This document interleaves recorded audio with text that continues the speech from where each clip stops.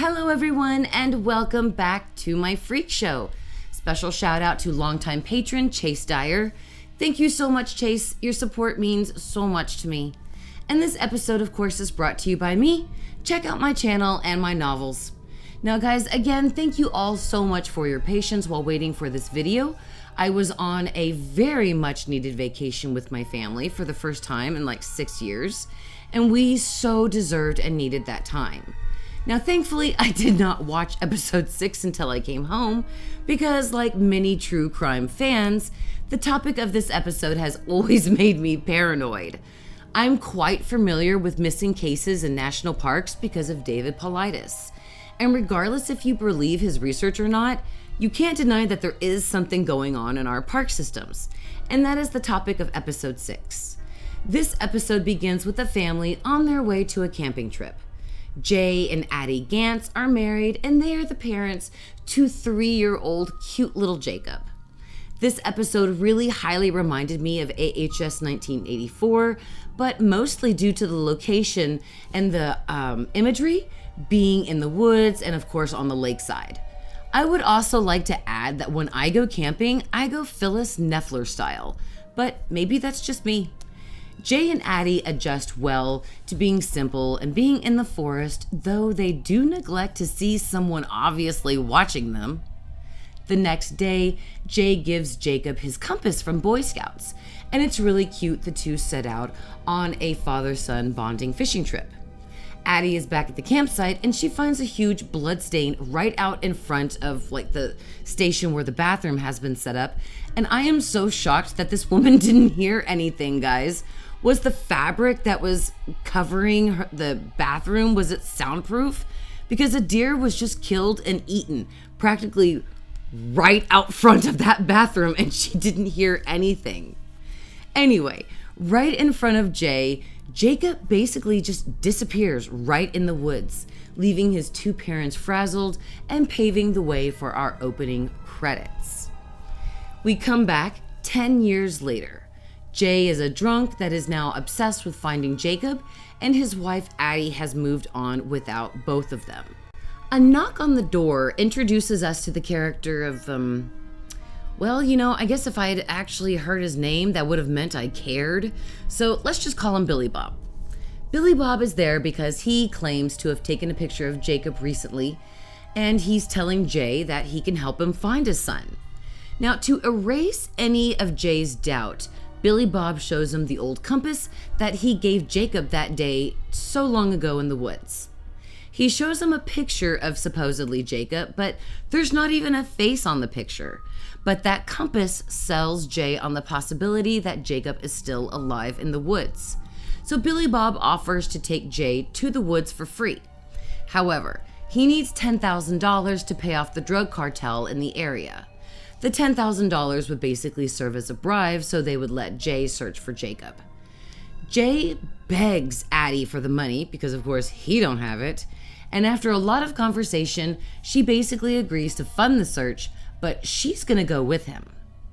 Now on this search, while Billy Bob, Jay, and Addie are all on their way to this spot in the forest where Billy Bob claims to have taken the photo of Jacob, they once again are fighting and completely miss the fact that people are watching them in plain sight. I mean, come on, people, you're in the woods. Take more look at your surroundings. I just don't understand the stupidity sometimes of people when they're in the forest. They meet Stan the park ranger, and he is played by the incredibly delicious and talented Cody Fern. So excited to see him back in these episodes. Now, the four exchange basically stories about something that's taking people in the woods, and Stan tells them that he saw something carrying a little boy the night that Jacob went missing in the woods. The three of them continue on after they leave Stan, and they start arguing about Stan's theory about something being in the woods and taking Jacob. But Billy Bob shoots the theories down. He's claiming that, he's been living in those woods for over 20 years and he's never seen anything of what Stan described. But when they finally come upon the drug cartel in the area, everyone is dead and Billy Bob literally shits his pants from fear. It was actually kind of funny to see him just go crazy and just blurred out that he basically made up everything about Jacob.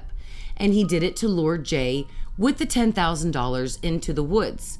Billy Bob was supposed to get the $10,000, and the cartel would kill Jay and Addie in exchange for like their credit cards, ATM debit cards, jewelry, and anything else that they could get a value off of the couple. In Billy Bob's haste to waste the couple, he inadvertently becomes stew for the killers that are masquerading as dead victims. And sadly, Jay is inadvertently shot accidentally, and Addie helps him to the ranger station while they are busy eating Billy Bob. I mean, I gotta say, that was actually, I really liked that section. I really liked Billy Bob's death.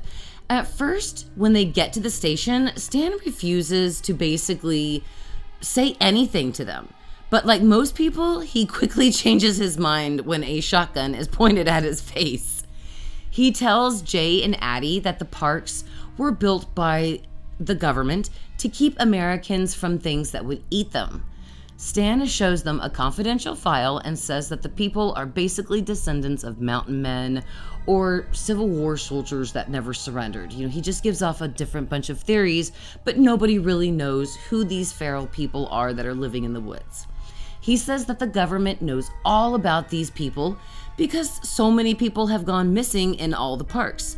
They just choose to keep it quiet because the government earns billions from profits from our national park system. And if people knew that the parks were, a hot spot for cannibal killers, the government would lose business, and, that just can't happen. They can't lose their money. So Jay, Addie, and Stan basically deduce that the ferals took Jacob and ate him. And that was so sad and gross. I just felt so bad for the parents at that time. Stan goes to call for help afterwards and sadly does not see the feral that is doing his best Rubberman impression on the ceiling. And the ferals, guys, I'm basically now going to call them Cenobites because, am I wrong? But do they look like the Cenobites from the Hellraiser movies? They do, don't they? So poor Stan becomes next on the dinner menu and is eaten by our Cenobites. And Jay and Addie once again take advantage of the fact that someone's being eaten to quietly sneak out of the station. Sadly, though, it doesn't work too long and the Cenobites chase them down.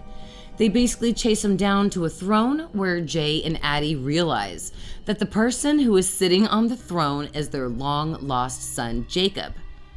Guys, is it me or does Jacob look like the child of Sexy Scathach and some poor woodpecker that she seduced while camping with his family? The kid even wears a crown like she does.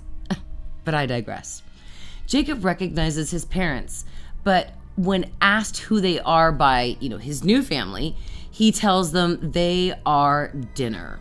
And Jacob watches as the Cenobites eat his parents and licks the blood from his fingers. And, we kind of get a little memory of his mom chastising him for that in the beginning of the episode. So that was the end of episode 6. And guys, I have to say, I really enjoyed seeing Aaron Tveit back in this episode, but actually in the spotlight and not as a back character. I thought he did a great job playing the dad in turmoil over his missing son. And I always love seeing Cody Fern, and hearing him speak in his native tongue in this episode was sincerely a real treat for me. I also really appreciated the makeup, the prosthetics, everything that was used to make ordinary people appear as mutated monsters. Every single Cenobite was different with unique appearance. Especially Jacob, and I just really appreciated everything that they put into this episode. As far as the storyline, I definitely liked this story. Again, I'm a true crime fan, and true crime fans pretty much know about ex-police officer David Paulides and his research on missing people in national parks. And this episode seems to be inspired by the real-life disappearance of Dennis Martin in the Great Smoky Mountains National Park in Tennessee in 1969. Dennis went literally missing, guys, while playing hide and seek with his dad, brother, and some friends while camping at the park. His dad saw Dennis literally go behind a tree and disappeared. No one heard Dennis scream. No one heard him cry. No one saw his tracks in the dirt. I mean, it was as if he just disappeared into thin air. It was reported by a family later that day that they saw a human-like bear running and carrying a child over his shoulder. Police, the FBI, the Army Green Berets, all of them guys were called in, and along with 1,500 searchers. But no one ever found a trace of Dennis. And there is a strong theory out there that Dennis was taken by a man, and this episode certainly explored that theory. I really enjoyed this episode. You know, episode 1 and 2, I feel, were pretty bad representations for the series. I prefer the tone and the stories that we got from episodes 3, 4, 5, and 6, because that is what I expected from this series. Taking little tiny American horror stories and putting them into one single episode and not, 10 episode series. I'm looking very forward to episode 7, guys, with the fact that Jamie Brewer has confirmed her return, and that this is going to all center around Murder House. I'm hoping Jessica Lange is going to come back, and I am just so excited to see what they do with episode 7. So I absolutely give this episode an 8 for it being based on another true story, the good actors, the nice little twists, and for the child of sexy Scathach.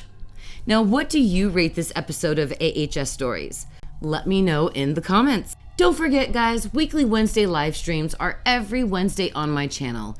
And American Horror Story Season 10 starts next week, and I will be live on Late Night Snacks talking AHS leading up to the premiere.